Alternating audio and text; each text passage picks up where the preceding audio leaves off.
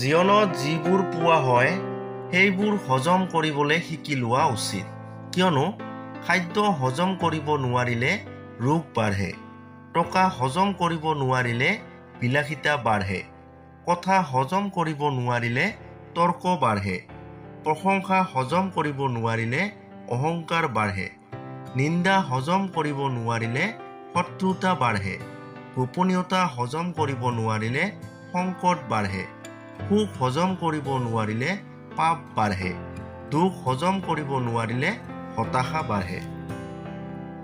আজিকালিৰ সম্পৰ্কবোৰ একেলগে থকাৰ সময়ত অনুভৱ হয় সম্পৰ্কটো যেন কেতিয়াও ছিগি নাযাব। আকৌ যেতিয়া সম্পৰ্কটো ছিগি যায় তেতিয়া এনেকুৱা লাগে ইজনে সিজনক হয়তো কেতিয়াও লগেই পোৱা নাই। এই পৃথিৱীত আচলতে ভাল মানুহবোৰক কোনেও ভাল নাপায়। সুযোগ বুজি সকলোৱে ভাল পোৱাৰ নামত ব্যৱহাৰহে কৰে। মৌন হৈ থাকিব পৰাটো হ'ল এটা সাধনা, আৰু ভাবি চিন্তি কথা ক'ব পৰাটো হ'ল এটা কলা।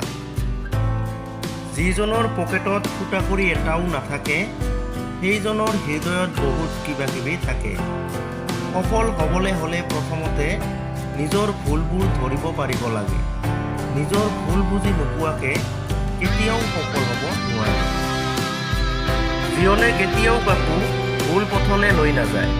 ভুল পথত আমি নিজেই খোজ পেলাওঁ, পিছত জীৱনটোকে দুখ দিওঁ। জীৱনৰ সকলোবোৰ কথা ঘটনা মনত নাৰাখি কিছু পাহৰি যাব লাগে। যেনে ধৰক কাৰোবাৰ অৱহেলা অথবা ব্যৰ্থ ভাল পোৱা ইত্যাদি। কাৰোবাক দিব পৰা আটাইতকৈ ভাল উপহাৰটো হ'ল তেওঁৰ অনুভৱবোৰক